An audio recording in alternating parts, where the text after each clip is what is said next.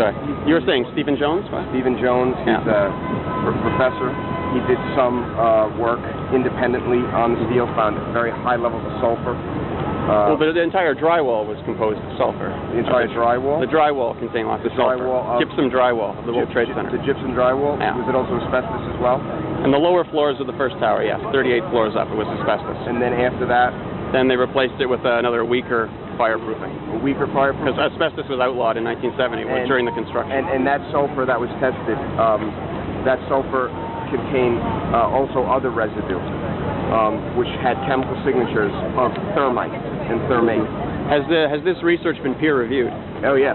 Where? If you go to Scholars for 9/11 Truth and Justice, you're going to see a wealth of information by... But that's a truther website. That's not a scientific magazine. That's an independent website. And scientific magazines, you're talking about mainstream scientific magazines, because you have to understand something. The mainstream scientific magazines are absolutely subjective.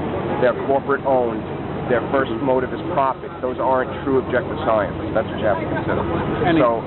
I'm sorry. And again, we have a situation where I mentioned about the mafia. You're not going to come out and say anything against it. I'm afraid this is a similar situation. So are you aware of any death threats that have been made against professors for coming out? Death threats against us? How about?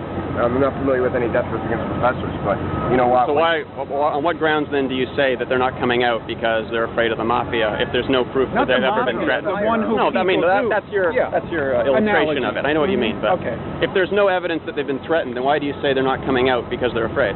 Well, think about it. Why aren't family members coming out more? Why aren't first responders coming out more? People are afraid of a multitude of things. Obviously, it was the trauma of that day. See, the 9/11 inside job was also a psychological operation that completely traumatized the American public, as well as the family members and first responders. It's an absolute cover-up, the 9/11 Commission report.